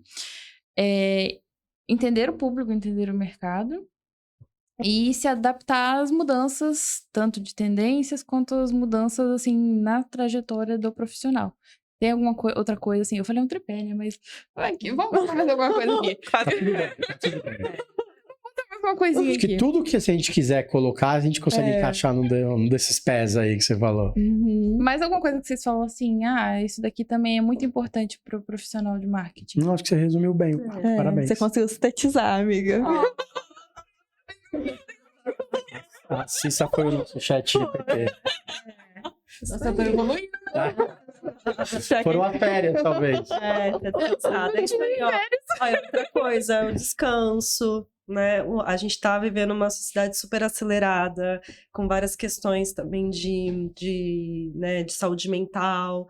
Eu acho que o profissional do marketing que passa, né, por vários profissionais, mas a gente também, né, passa por tanta mudança, tanta coisa, tanta ferramenta, tantos lugares para olhar, para ir. Trabalha o tempo todo, né? Trabalha demais, quando você era assessor de imprensa, é enlouquecedor, assim, quando você tem uma... Eu não consigo imaginar. Né? Enfim, mesmo quando a gente não está trabalhando, eu que trabalho com marketing, mesmo quando eu não estou trabalhando, a minha mente não descansa. Para, né? BBB. Assistindo BBB. E tá trabalhando.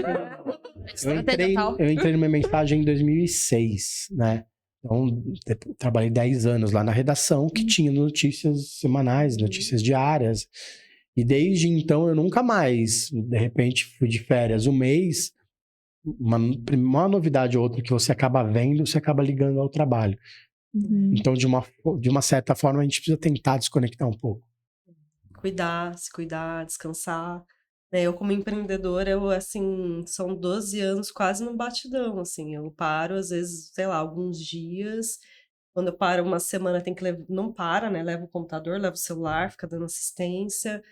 E aí agora, mais do que nunca, tenho tentado me organizar para ter pausas. Né? Não Mesmo O pensar celular é um assim, grande assim, problema, né? celular. Porque ele é uma grande solução, porque ele ajuda a gente o tempo todo. Eu trabalho muito com o celular. Tem muitas manhãs que eu nem ligo o computador, eu trabalho só com o celular. E mesmo fazendo texto, eu deixo algumas coisas para fazer de tarde e de manhã eu fico no celular. E ao mesmo tempo, como ajuda muito, mas ao mesmo tempo é muito ruim, né? Porque a gente não fica longe do bichinho de nenhuma forma, né? Eu tomo bronca da minha filha. Minha filha tem 3 anos e meio, eu já tomo bronca dela. Também. Largo o celular. E a gente, às vezes... E eles estão certos. E às vezes não é nada importante. E a gente tá perdendo tempo com isso. Então a gente precisa descansar realmente.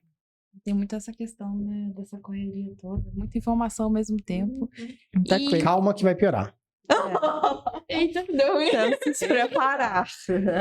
Eu tenho uma curiosidade lá de uma pergunta lá do início, mas que eu vou mandar porque eu tô curiosa, amiga. Pode falar. Então, assim, hoje em dia, assim, atualmente, tem muita prospecção de cliente pelas redes sociais e anúncios e tal.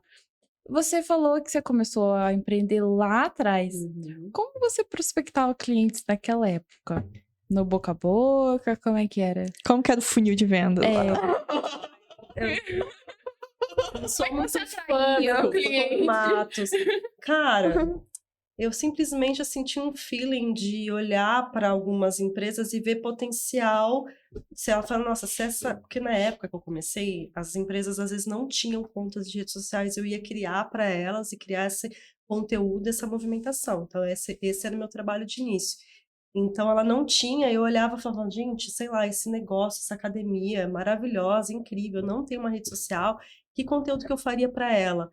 Eu ia lá com a cara e a coragem e mostrava, falava a minha ideia e fechava. Tanto que meu marido, que é meu sócio, ele falava assim, mas você fechou? Eu falei, fechei. Mas você mostrou alguma coisa? Eu falei, não. Mas você não sei o que? Eu falei, não. Era na conversa mesmo, em ser eficaz, eficiente. Então, assim, quais são os problemas que aquela pessoa tinha, o que que eu poderia colaborar, como que ele enxergaria que aquilo era um benefício, ia vender mais, ia se posicionar, ia atrair mais cliente. Então, gerava isso e eu já sabia que tinha um retorno, porque antigamente, quando você fazia uma coisa legal em rede social, bombava. Logo aparecia, né? Nossa, era super legal. Hoje em dia é uma guerra, é um algoritmo, é uma loucura. Então, assim, é bem mais difícil. Mas naquela época, não. Então, assim, foi uma coisa foi puxando a outra, mas era muito disso. Eu falar ali tem potencial, ali eles têm dinheiro para investir, só ainda não investem, mas tem. E aí ficava nessa e ia com o meu carrinho, na época eu juntei, eu e meu esposo, né, que a gente abriu junto, a gente juntou os dinheirinhos de estágio ali, abriu empresa com capital, sobrou 6 mil reais, comprei um carrinho velho de uma amiga e comecei a rodar Ribeirão Preto, onde eu abri minha agência, atrás desses potenciais clientes. E foi muito disso mesmo, de entender e já chegar lá com meio que uma solução para ele. Né? E não, olha, eu faço muito aberto, não. É realmente entender como que você pode agregar valor àquilo que aquela empresa dele, trazer um resultado, já levar uma solução pensada. E foi assim que eu fui abrindo, né? E eu fiquei em Ribeirão 5 anos. Foram 5 anos, assim, de muito sucesso. Foi duro também abrir mão, né? Mas, assim, foi um momento que realmente eu queria viver de outra forma, encontrar uma outra forma de trabalhar. Onde eu cheguei não era onde eu queria, né? Era onde eu achava que era o lugar, né? Chegar lá, eles falam, né? Então você tinha muito um feeling do, tipo, olha, aqui tem potencial, isso pode... Isso. Mas isso foi uma habilidade que você desenvolveu ao longo do tempo ou foi uma coisa que, tipo, já veio com você, assim? Ah, eu não sei, eu sempre fui muito intencional, assim, né? Minha sogra fala, não dá ponto sem nó. É ditado de vó, já escutei Né? muito. Então, assim, é realmente, mas fazer as coisas com uma intenção, sabe? E não assim, de intenção ruim, mas eu falo, não, eu quero fazer isso para chegar lá. Como que eu chego lá? Qual que é o caminho? Então, eu vou dando um passo intencional para eu conseguir aquele resultado, né? E a minha carreira sempre foi pautada nisso. Eu olho, né, e falo, não, deixa eu ver que passos que eu tenho que dar para chegar naquele lugar. E vou fazendo isso de forma intencional, uma coisa de cada vez. E sempre pautei assim, né? E agora eu tô nesse movimento de olhar, de dar um passo para trás, olhar onde eu quero chegar, já estou enxergando e vou lá, vou um passo de cada vez, sem pressa, para ter consistência, coerência Tudo, nada, para mim, assim, nada é instantâneo, é uma construção. Então, vamos lá, tijolinho, tijolinho, olhando, mirando, né? E vai, entendeu? A Cissa Legal. falou de como conquistar clientes. Eu acho que hoje, nesse mundo volátil, volúvel, que a gente está urgente, né? Uma coisa que eu acho que é muito importante, aproveitando que a gente está na cidade das startups, é ter o pitch, ter pronto o seu pitch de elevador, sabe? Saber explicar o que você faz e por que vai ser bom para aquela pessoa, né? Hoje não tenho muito essa conquista por clientes, né? Mas às vezes eu preciso explicar o que o meu programa é para tentar convencer uma entrevistada a dar uma entrevista, uma pessoa a aparecer na matéria, ou ter um gancho de alguma marca. Eu acho que a gente tem que ter essa explicação rápida. Por quê? Porque porque as pessoas não prestam mais atenção, as pessoas não leem direito, não leem direito. Então, acho que a gente tem que estar pronto para definir explicar o que a gente faz no tempo mais rápido possível. Então, ter esses bullet points, né, esses talking points que se fala muito no marketing, ter isso pronto da empresa e mais ou menos o que a Pri fez, só que ela tinha mais tempo. Ela ligava pro cara, sentava lá, explicava e tal. Hoje as pessoas não têm mais tempo para isso. Hoje elas têm... Tá, eu vou te dar 5 minutos. Antigamente era 5 minutos. Hoje eu vou te dar 3 minutos. Acabou. Né? Tanto que as empresas hoje, elas têm planejamento de 3 meses, né? Antigamente elas tinham um planejamento de 3 anos, de 5 anos. Agora as empresas às vezes têm planejamento de 3 meses, de 6 meses. É tudo muito imediatista. Então, talvez ter na ponta da língua bem treinado, né? Porque não é difícil. São poucas as pessoas que têm o talento, né? De falar, de convencer rápido, assim. Então, ter isso bem treinado, eu acho que é importante também. Isso é bem legal. Já me meti na resposta, assim. Super, super isso. Assim, toda essa construção me permitiu, né, ter uma segurança financeira hoje em dia, escolher os projetos com quem eu quero trabalhar. E todo esse trabalho que eu fiz, hoje em dia eu trabalho basicamente com indicação. Então, até tô meio desatualizado. Preciso criar meu pitch aí. Porque você pode encontrar um cliente na rua e... Vou criar o meu também. E você que tá fazendo o que da vida? E aí você já vende pro Tem que ser cara. rápido. Exato, gente. tem Até que explicar, não, eu faço isso, isso e aquilo, e eu posso fazer isso pra você também. Você sabe que eu falo para todo mundo, assim, que uma das coisas que eu quero ensinar para meus filhos, né, de profissão, de carreira, é vender. É saber se vender, vender suas ideias, saber vender um produto, saber vender, né, que eu acho que é uma coisa muito importante. E você sai na frente, assim, se você é um veterinário que sabe vender, você sai na frente, entendeu? Eu acho que é uma habilidade super importante. E quando você agrega, né, esses conhecimentos de marketing, que é entender o público-alvo, entender, né, o mercado, enfim, agrega demais. Então, profissionais de marketing, né, realmente, para qualquer coisa que fosse dedicar no futuro, nem que não seja exatamente essa carreira, vai conseguir estar à frente de muita coisa no mercado hoje em dia. Saber se vender é fundamental, né? No programa agora de agosto eu entrevistei o Martinho, que é professor da SPM, ele é presidente da WSL, que é a Liga Mundial de Surf. E a gente discutiu muito sobre a questão dos atletas como influenciadores. Há alguns, de repente 10 anos atrás, era impensável que os atletas fossem influenciadores, porque atrapalharia o seu dia a dia do treino, né? Inclusive tem um campeão olímpico, que agora acabou ganhando uma medalha de prata só, que tem menos patrocinadores, porque ele não gosta de dar entrevista, não gostava de dar entrevista, não gostava de mostrar os treinos, tal, não gostava de ir em evento, fazendo um parâmetro com o que a gente tem de mais quente, que é a Olimpíada, e tem a ver com marketing, é isso. Os atletas precisaram se tornar influenciadores, alguns mesmo não querendo, porque eles precisam estar em evento, eles precisam mostrar o seu dia a dia, porque as marcas querem isso. Faz parte do KPI da marca ter uma entrega de patrocínio. Antigamente era, na época que eu trabalhei com o Ronaldo, em 2012, era, sei lá, o cara tinha 2 diárias. A marca só tinha 2 diárias e acabou. O atleta não saía, não fazia, mas por nada, porque estava no contrato. Agora, hoje não. Se o atleta já não tem essa predisposição a fazer conteúdo, a entregar uma coisa legal, Não tem jeito, a marca acaba não fechando com ela, porque precisa... Você vê o que a Raíssa Leal fez na Olimpíada, sabe? Ela Complexo. não, ela foi no segundo dia, no terceiro dia ela já podia ter pegado as coisas e ter ido embora, ela ficou até o último dia da Olimpíada. Tudo bem, ela é uma adolescente, de 16 anos, estava curtindo super, mas ela é uma atleta que precisava descansar para continuar disputando o circuito. Mas não, ela ficou lá, ficou curtindo com a família, você vê, e aí ela conseguiu novos patrocinadores a partir desses 12 dias que ela ficou na Olimpíada.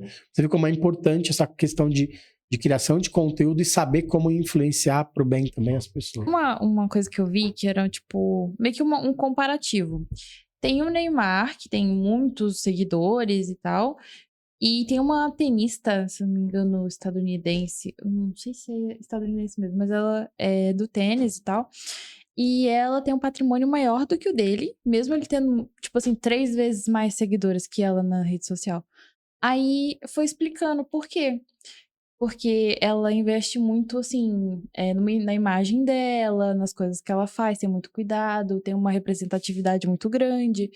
E aí é muito essa questão do marketing e da forma como você estrutura a sua imagem para os outros e para as marcas. E aí tava explicando que mesmo ele tendo muito mais seguidores que ela tinha um patrimônio muito maior do que o dele. Eu esqueci o nome dela. Mesmo porque o brasileiro ele é da rede social, né? A gente viu nas Olimpíadas agora o que aconteceu nesses jogos especificamente, a invasão de brasileiros nos perfis de vários atletas e juízes. É terrível. E a gente viu o esforço, né, que a Cazé TV fez para cada influência, para cada atleta, né, para o pessoal seguir as redes. É uma explosão muito grande. O brasileiro usa muito a rede social. Talvez tem aí uma parte tem a ver com isso, né? A gente pensa muito na rede social, às vezes não é só rede social. Tem uma imagem por trás, isso às vezes é mais importante. Eu achei interessante essa matéria, porque eu achei curioso, sabe? Tipo, a gente sabe que ele é muito famoso e tal, e tem toda essa questão, mas mesmo assim, ela construindo a carreira dela, construindo a imagem dela e toda uma representatividade, porque, se eu não me engano, não podia usar... No tênis, não podia usar roupas que não fossem brancas, uma coisa assim, aí ela criou a marca dela de roupas e ela usa a marca dela. Então, assim, tem toda uma questão que eu achei interessantíssimo. E tem a questão também das polêmicas, né? Porque, por exemplo, o Neymar, de tanto de polêmica ele já se envolveu, a marca já vai pensando, Imagina né? setor de imprensa do Neymar. Deve ser. Não, mas eu acho que as pessoas, os atletas, né, ou pessoas públicas que sabem construir uma marca, é quem sai na frente e consegue construir patrimônio. Você vê mesmo assim, a Boca Rosa, a Bianca, ela é de uma leva de influências blogueirinhas, né, de quando começou, e olha o que ela se transformou. Então é muito mérito dela de entender, né, de se posicionar como uma marca e ir crescendo de um aspecto. Ela entende muito como o mercado se move, como as pessoas estão, né, o que as pessoas estão valorizando. Ela tem uma inteligência muito grande nesse sentido e se posicionou como uma marca, né, assim como a Virgínia, que também tem o público dela, né, as marcas muito falam que o público mais B e C, né, vai muito com a Virgínia, ela tem muita influência. Então, assim, é isso, o atleta ou famoso, né? Porque quantos atores da Globo aí não tem seguidor, não tem patrimônio, não tem... E alguns que conseguem construir uma marca, ou que conseguem, às vezes, ter uma empresa, né? E usar da sua imagem para potencializar essas empresas, essas pessoas é quem constrói patrimônio. Com certeza. E a gente falou muito sobre passado, né, do marketing, o presente hoje, mas eu queria também saber do futuro. Como vocês imaginam o marketing daqui a 5, 10 anos? Eu sei que é muito difícil, porque o marketing é o tempo todo, então é um desafio 10 mesmo. anos. Como que vocês pensam aí? Futuróloga. Ou até mesmo para a carreira de vocês, né? Como vocês se imaginam daqui a 10 anos? Cara, eu assim, eu me imagino muito indo para um lado de educação também, sabe? Eu acho que a gente vem, né, essa coisa da consistência. Então, são 12 anos ou mais, né? 12 anos de empresa, empreendendo, mas são muitos anos conhecendo, testando, né, conseguindo, conquistando. Então, acho que eu entro num olhar diferente hoje em dia, né? Então, assim, eu quero usar o meu conhecimento para trabalhar, né? Usar essa expertise que eu adquiri para trabalhar, né? E porque eu vejo muito essa questão de ferramentas, redes sociais, não sei o quê. Não sei você, mas para mim me cansa. É um cansaço. É muita Eu coisa. deixo para vocês, geração mais nova, né? Porque assim, eu já não me atrai. Se não me atrai, eu sei que eu não vou ser a maior potência naquilo. Como eu vejo assim, quando eu atuo mentorando, né, o pessoal mais jovem, dando uma orientação, eu vejo essa transformação e isso me nutre, sabe? Então acho que é isso que eu busco, né? E eu acho que pensando no mercado e tal, assim, cara, realmente a gente tá numa fase que tá difícil de falar isso. Porque a gente, igual chegou a internet, mudou totalmente. Eu peguei esse início da internet chegando e mudando totalmente o setor de marketing, né? Transformando tudo que era ali offline, jornal, revista, tornando digital, né? O digital se tornando a principal ferramenta. Hoje em dia, com a entrada de inteligência artificial, a gente tá muito difícil saber como que vai estar daqui 5, 10 anos. Entendeu? Você vai estar bem massificado, vai estar assim, aquela coisa que, né, gerou uma coisa e todo mundo faz, bomba, vende, depois tá, outra, próxima. Então, assim, tá difícil mesmo olhar com muita certeza, assim, para um futuro, né? Mas uma coisa é certa, tudo muda. As mudanças das redes sociais como tudo estão aí, né? No Instagram a gente segue as pessoas, né? No Facebook como a gente estava brincando, né? O nascimento do Gmail, que a gente tinha que ser convidado, o nascimento do Facebook, que você tinha que ser convidado por alguém que estava naquela rede. Aí veio o Instagram, que você segue as pessoas, você vê as coisas das pessoas que você quer, você se relaciona a uma rede social. E agora o TikTok, que na verdade ele te entrega um conteúdo com base no que ele acha que você vai gostar, né? É uma mudança muito grande. A partir do momento que a gente deixa de só ver coisas que estão... No Instagram é simples. Você não quer ver mais o perfil daquela pessoa te irrita, aquela marca te irrita, você deixa de seguir e não vê mais e acabou. Agora, no TikTok, que é talvez a rede do momento, ela te entrega outros conteúdos que você não segue, que você não tem nada a ver. Né? Às vezes você nem sabe porque você está vendo aquilo, mas ele acha que você tem que ver. Então essa mudança muito brusca, essa velocidade muito rápida de mudanças de perfis de rede social é uma coisa que antigamente você entendia como funcionava o algoritmo, as horas que você tinha que publicar uns posts, as redes sociais elas avisavam quando mudavam as coisas, agora nem tanto, né? Então essa velocidade que a gente tinha de aprender alguma coisa e aplicar era maior. Hoje não tem mais a mágica. E como carreira, eu digo muito que tem que tomar cuidado com o que deseja, porque pode virar realidade, né? Eu queria trabalhar no Meio Mensagem, eu fui trabalhar no Meio Mensagem. Depois eu queria trabalhar com o Ronaldo, eu fui trabalhar com o Ronaldo. Aí eu queria trabalhar numa agência de marketing esportivo, fui trabalhar. Depois eu fui trabalhar no UOL. Eu queria montar uma editoria de publicidade num site. Fui convidado para montar no principal site, né? Queria mudar para Piracicaba, tô aqui. Então a gente tem que tomar cuidado, né? Jogou pro universo mesmo. Nesse momento eu só quero atração do universo. Sim, tô querendo, não tem esse negócio de atrair as coisas. As palavras têm poder, né? Eu tiro o sarro de quem fala as palavras têm poder, mas é um perigo mesmo, assim. Então eu prefiro hoje eu só quero ter mais um pouquinho de tempo útil, né? Pra gente aproveitar um pouco melhor as coisas, assim. E como a Pri falou, eu gosto muito. Eu fiz mestrado para dar aula, né? Na SPM. Eu sabia, naquele momento, que eu talvez desse aula um pouco mais para frente. E tendo amigos professores da SPM, falaram assim, ó, você só vai dar aula se você tiver o mestrado. Não tem como você dar aula na graduação sem ter o mestrado.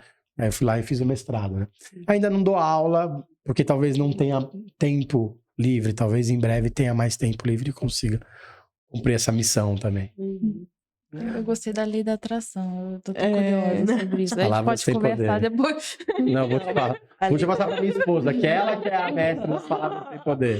E ele, Legal. só um parênteses, né, que ele falou daí da SPM, no próximo mês, né, a gente vai estar organizando um evento junto com a SPM, você tá mais aí do que convidado para vir aqui até a Exalc.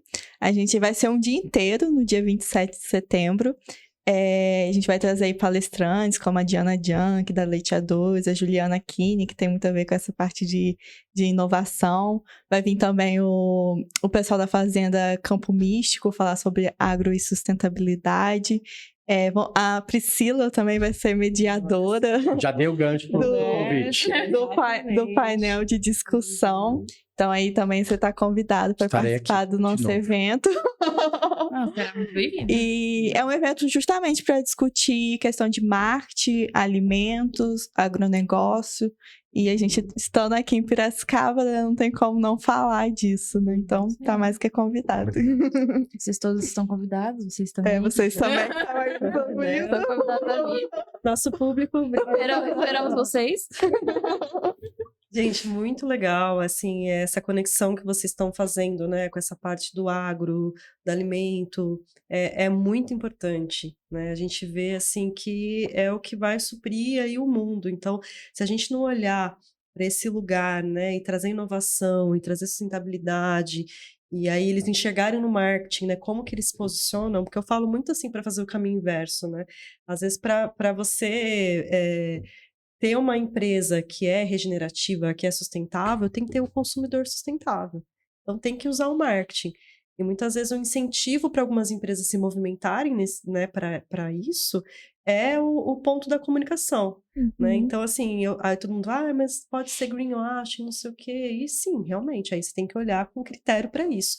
Mas se tem uma tendência para as empresas serem mais sustentáveis, porque o consumidor está mais assim, mais consciente, que bom. Sabe? Que bom, vamos para lá, então vamos fazer todo mundo olhar para isso, sabe? E aí usar o marketing, né? E principalmente, né, nesses setores tão potentes, tão importantes para o Brasil, né? É incrível, assim. Esse eu tô ansiosa já para o evento. Eu acho que é obrigatório para quem está aqui na universidade, né? Entender. Porque é isso. E já é um evento aí tradicional, né? A gente já está na 14ª edição, o professor Spes liderando esse evento ao longo, né, das gerações Marca Exalc. Então é bem especial também pra gente. Que bom. Já estamos caminhando pro fim, né, Cissa? A gente ficava mais umas horas aqui conversando, porque o papo tá muito bom. Muito mas bom. Acho que nós temos que encerrar. Infelizmente, mas aprendemos muito, né? Tenho certeza de que quem escutou também o podcast aprendeu bastante. Tirei grandes lições pra minha vida, porque... Você pegou o tripé aí? O Jet GPT. E a lei da atração. Esquece o tripé e a lei da atração. Puxa pro lado dele. Já faz um boletim com esse tripé aí, né? Isso aí. Olha, gostei da ideia. Acho que eu vou fazer um boletim. Isso, escreve, publica, coloca lá. Tripé, Cissa.